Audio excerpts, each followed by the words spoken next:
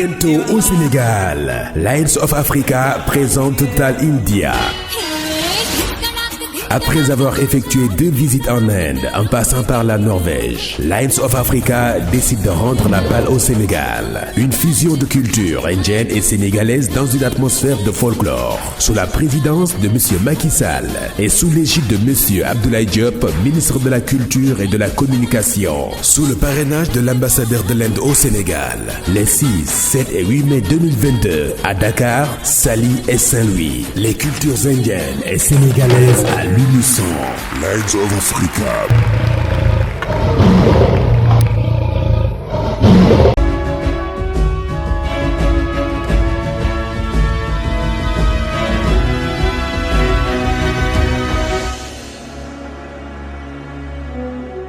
salaamaaleykum am internet Sunugal 24 amati nañ mbégte saa su nekk di ànd ak yéen ci seen biir xibaaru bés bi li gën a fës ci ponk yi bokk na ci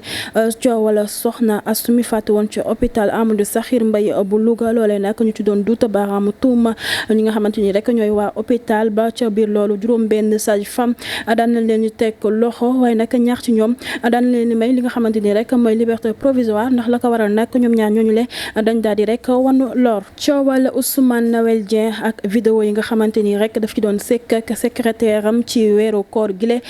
ca bureau loolee nag ñu ci doon duut baaraamu tuuma ki di Babacar Sow Sodé Gueye ak Aïssatou Sow ñu ne rek ñoo daal di tasaare yooyu lay vidéo ni ki démb nag juge bi daal na leen di teg ay daan ginnaaw bañ leen di déclaré rek coupable daal na leen di teg rek 6 mois de prison ferme. chambre criminelle bu Dakar doon na àtte lu soxal coowal Adji Ndeye Mbaye nekk doom ci waykat bi di Alioune Mbaye Nder moom la nag daan nañ leen ni rek teg loxo ginnaaw bañ leen doon toppee association de malfaiteurs vol en réunion avec usage de véhicules d'armes et de violence moom ak ay complices am nag ñoom ñi le kii du procureur mi ngi daal di sàkku rek ñu daal di leen di tëj li nga xamante ni rek mooy seen giiru dund ginnaaw 210 kilogrammes yamba yi ñu daal di tegoon loxo ca diwaanu Joal ak Mbour jamono juñ toll ñi nag gendarmerie ouest bi daal nay tegaat loxo ci 17 ak 18 avril bii ñu weesu rek xibaar bu tiis la ak lu làmb daal di yeewoo ni ki tey ji la waaye rawatina kii di waykat bi di Omar Pène moom la nag ginnaaw ba muy xam le ni rek ñàkk na ki nga xamante ni rek mooy Zal Tyson nekkoon bras droit waaye tey yamu ca benn yoon ndax ma ngay xam ne rek kii di Zal Tyson nit la koo xamante ni dafa daal di bokkoon ci famille ba tax na rek mi ngi koy daal di jàlle rek ak lu làmb rawatina sax ñi nga xamante ni rek ñooy ay mbokkam. Université Gaston Berger bu Saint-Louis ginnaaw ba ñu daal di waajal ab grève illimitée loolee nag kii di professeur Ousmane Thiaré ma nga leen daal di tontu rek ginnaaw ba ñu daal di décréter ab grève ma ngay xam ne rek terewuñu benn étudiant mu daal di amal ab grève waaye nag bu ñu daal di rek tere seen yeneen camarades yi nga xamante ni rek dañoo bëgg amal ay cours ñu daal di koy def. lu soxal sport ginnaaw nag éliminatoire CAN 2023 bi ñu dëtmal jamono ji ñu toll nii nag Sénégal nag daal nay génn ci groupe L ba nar a jàkkaarloog Bénin Mozambique ak Rwanda matcham bu njëkk mu nar kaa dox ci digganteem ak Bénin xamante na Sunugal 24 li moo gën a fës ci xibaaru bés bi léegi ngeen taaxeelu am bàkk bi jàll ñu gën leen a yaatal yooyu lay xibaar.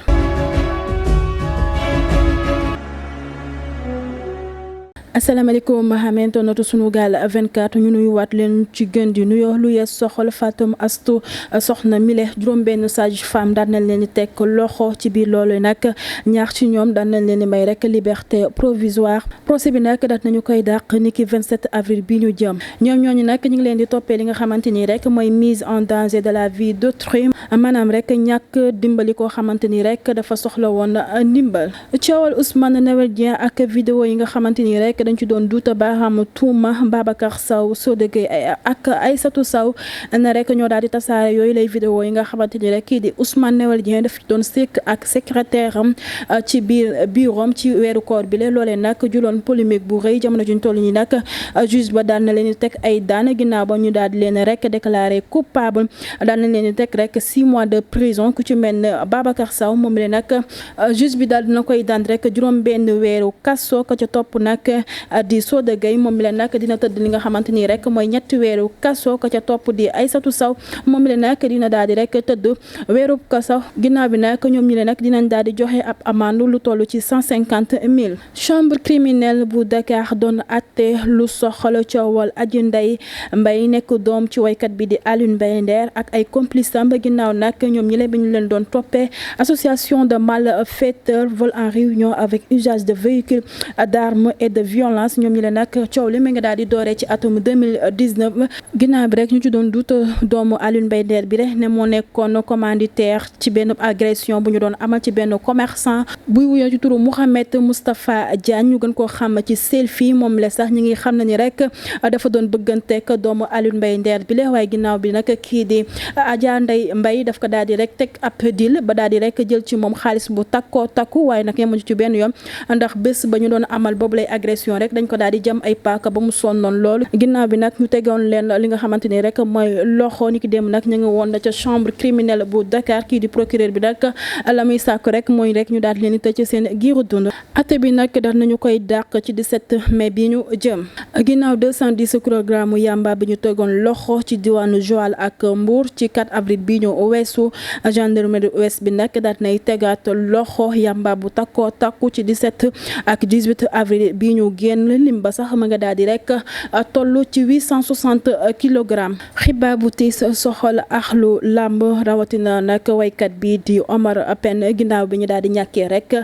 kii di Zal Tyson moom la nag nekkoon bras droit wu Omar Pène jamono ju ñu toll nii nag kii di Omar Pène mi ngi koy daal di rek rendre hommage ginnaaw ba muy xam ne ni rek nit la koo xamante ni ku sori woon la ci moom nekkul woon rek li nga xamante ni mooy agent wu de protection am waaye dafa daal di nekkoon koo xamante ni rek xaritab la woon teg ci magam la woon ba tax na rek ma ngi koy daal di jaale axlu làmb yëpp waaye rawatina ay mbokkam ci université Gaston Berger bu Saint-Louis étudiants yi daal nañuy décréter ab grève illimitée waaye nag kii di professeur Ousmane Thiaré ma ngay daal di yëkkati ay kàddoom jëmale ko ci mbir moomule na muy xam le ni rek mooy ni terewuñu benn étudiant rek bu amal ab grève am waaye nag dinañ jël seen ay matukaay ngir rek daal di mën a protéger étudiants yi nga xamante ni rek ñoom ñi le décidé nañ daal di amal seen ay cours mu ne ci biir loolee nag terewuñu benn étudiant rek mu daal di amal grève am waaye nag bu ñu daal di tere rek seen camarades yi nga xamante ni rek bëgg nañoo jàng ñu daal di amal seen ay cours xibaar yi dañu koy daal di jeexalee lu soxal mbirum sport ginnaaw nag éliminatoire CAN 2023 yi ñu jëm jamono juñ toll ñi nag Sénégal daal nay bokk ca groupe L ba nar a jàkkaarloog ñi nga xamante ni rek mooy Bénin Mozambique ak Rwanda matcham bu njëkk nag mu nar koo jongante ak seen digganteeg Bénin ab live bu mafia kàcc doon amal ci seen chaîne boobu lekk di journaliste bi di Pape Alé Niang ma nga fay def ay révélation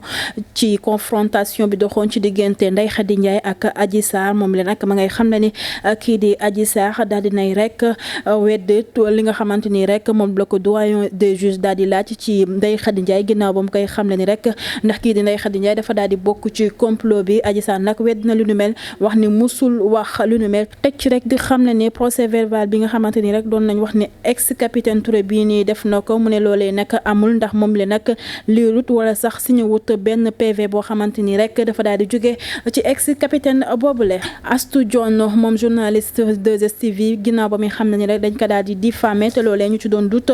ki nga xamante ni rek mooy Maty 3 Pommes mu juróon polémique bu rëy ci semaine bile jamono juñ toll ni rek kii di Astou Dione ma ngay génn rek di xam le ni ginnaaw ba mu ko daal di fësale ci page Instagram am moom nag ma ngay daal di rek sant ak di gërëm ñenn ci ñi nga xamante ni rek ñu ngi ko doon jàppale di xam ne ni sax doon nay jot ay appel wala sax ay message du ko soutenir fu nekk message du fa jógee ba tax na rek moom le ma ngi leen di sant di leen gërëm internet Sunugal 24 lii moo gënoon a fees ci xibaaru bés bi le di leen wax ngeen way duñ topp seen site d'information bi le et di leen jox dig daje ba léegi incha allah. Bientôt au Sénégal, Lions of Africa présente Total India. Après avoir effectué 2 visites en Inde, en passant par la Norvège, Lions of Africa décide de rendre la balle au Sénégal. Une fusion de cultures indiennes et sénégalaises dans une atmosphère de folklore. Sous la présidence de Monsieur Macky Sall et sous l'égide de Monsieur Abdoulaye Diop, ministre de la Culture et de la Communication. Sous le parrainage de l'ambassadeur de l'Inde au Sénégal. Les 6, 7 et 8 mai 2022 à Dakar, Saly et Saint-Louis. Les cultures indiennes et sénégalaises à l'unisson. Lions of Africa.